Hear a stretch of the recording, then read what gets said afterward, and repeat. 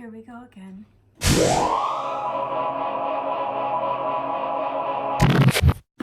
Hey guys, if you are new to my channel, hi, welcome. I am Andrea. I am a young adult author.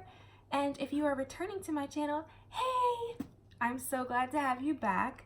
So as you guys know, if you've been here, we've been discussing of Poseidon, and we are still discussing of Poseidon.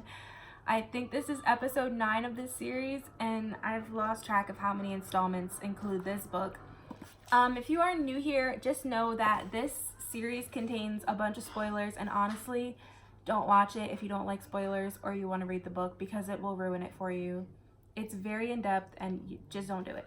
But let's just jump right in. So last episode, I was looking at pink tabs, boop, boop, and now I'm looking at the green and one yellow because I just wanted to finish the chapter, even though I ran out of tabs.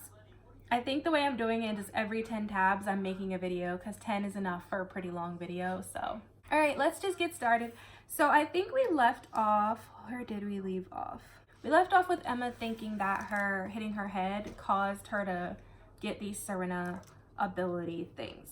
In this same chapter, she decides that she's going to ignore Galen because he said she was his student, and basically it means that he doesn't care about her. So she gets upset and is like, I'm just gonna ignore him. Galen doesn't really like that, but what pisses me off so much is that she's ignoring him and he blurts out, my grandmother's dying.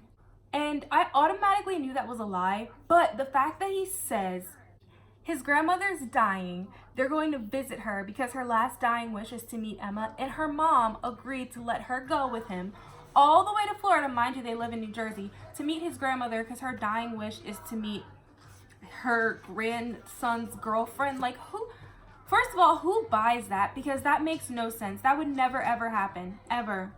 Like, if they were married or if it was their great-grandchild that they were meeting for the first time, then yeah. But no, nobody is like, oh, I'm dying, let me meet my grandson's girlfriend.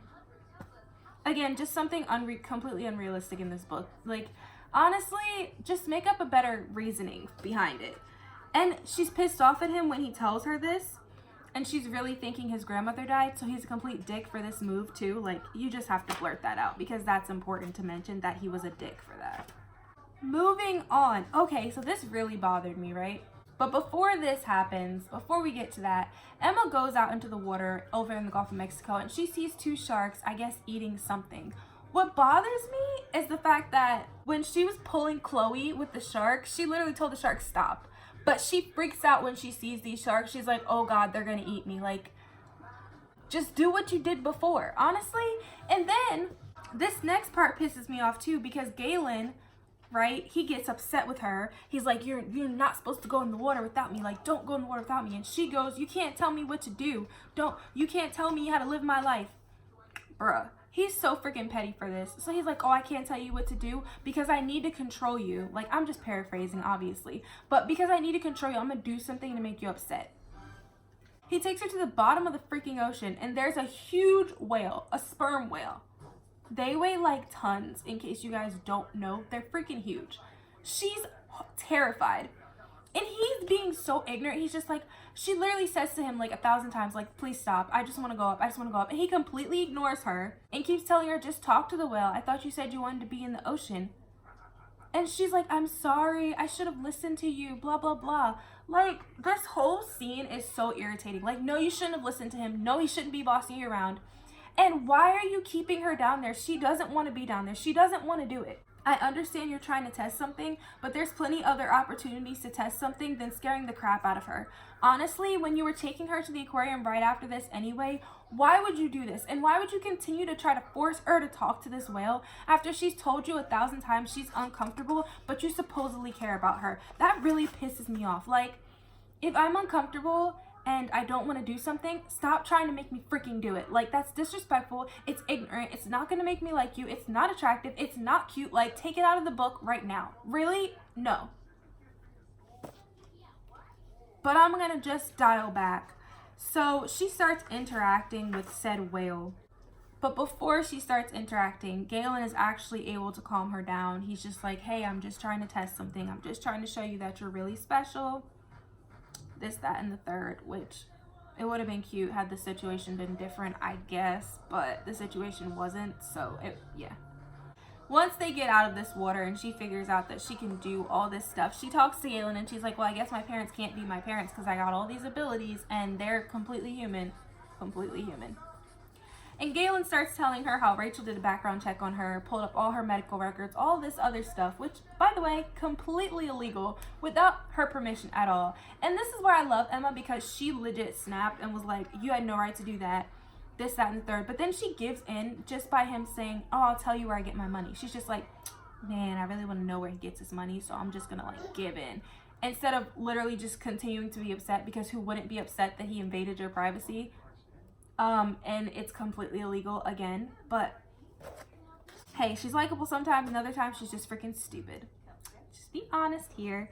So this chapter ends with him explaining how he gets his money, which I appreciate that it was explained because it was very confusing and it actually makes sense. Like, for the first time, this makes perfect sense. Honestly, the government would definitely buy back things that were lost at sea, especially if like somebody found, this is just an example, like Amelia Earhart's airplane. Like, yes, 100% history buffs would buy that. I can see how you could become a millionaire off that, and because he's supposed to be Serena, which is basically a mermaid, I can understand how that would be a really easy way for him to make money. And I like that it was explained that Rachel was in the mafia, because literally before this I was like, what the heck did she do? But now I know, which is kind of weird because she's such a sweetheart. But you know what, I like it, but it's kind of weird is that Emma can talk to fish. Like, yes, that makes sense because it's part of the gift of Poseidon, but do they communicate back with her? Because there's a part here where she says she thinks this fish is lonely, or he's sad, he doesn't trust humans, and I'm trying to figure out how she knows this. Is this part of her gift? Because if so, I would like it to be kind of explained, since we get her point of view and Galen's point of view. In her point of view, I feel like it should be said like, oh, well, I can sense that this fish feels this way, because she said when she was yelling at Raina that the shark wasn't even hungry, he was just playing with her. And it's never elaborated upon as to how she knows these things. And I would really like to know how she knows these things. Oh, this was just funny. So Dr. Mulligan literally uses apparently something as big as a straw to draw blood from her because her skin is so thick that regular needles are bending. Interesting, right? So Emma is, I'm just skimming through my notes. Emma is like Galen, but she's different from Galen, and we all know she's half human, half Serena. But like the fact that it takes them so long to figure this out is completely ridiculous. It's not that hard to figure it out. She has some Serena qualities and some human qualities. She's obviously half and half. Like this should be common sense, guys. It should be common sense, because that's what would make the most sense here. Anyway, in this chapter, Galen also finds out that Emma's heartbeat is just a little bit faster than his, so she's gonna die quicker, which saddens him.